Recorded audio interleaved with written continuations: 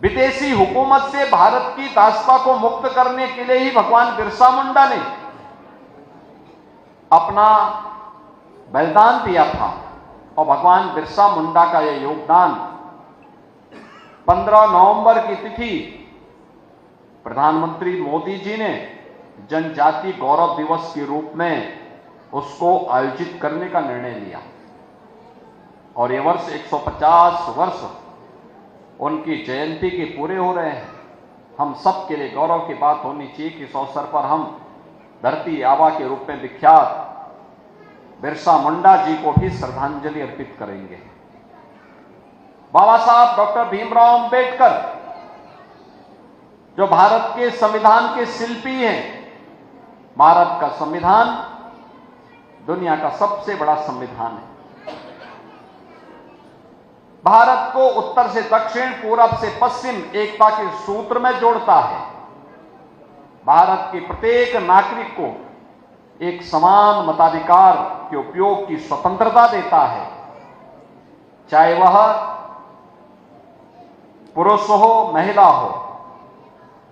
कोई भी वयस्क मतदाता जो 18 वर्ष का हो गया है, भारत का नागरिक है, वह अपने मत का अधिकार का उपयोग कर सकता है।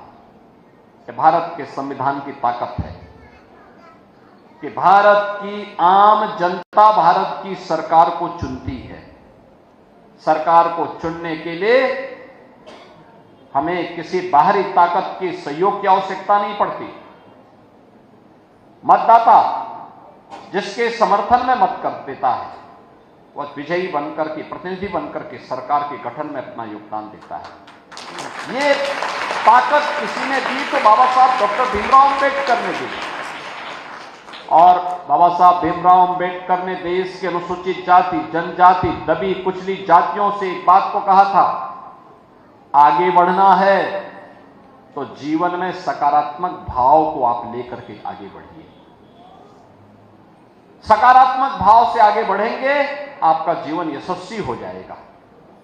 जीवन में नकारात्मकता आएगी तो वह नकारात्मकता दोस्तों का तो नुकसान करेगी ही करेगी, लेकिन उससे पहले उस स्वयं का ही नुकसान हो जाएगा। हमें इस बात को याद करना होगा, नकारात्मकता के लिए जीवन में कोई स्थान नहीं होना चाहिए।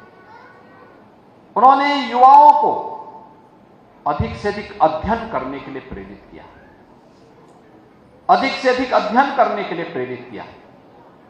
भारत के साथ जुड़ करके भारत की राष्ट्रीयता पर विश्वास करते हुए भारत की सुरक्षा के लिए समर्पण भाव के साथ कार्य करने वाला युवा भारत के अंदर सभी समस्याओं के समाधान का मार्ग प्रशस्त कर सकता है।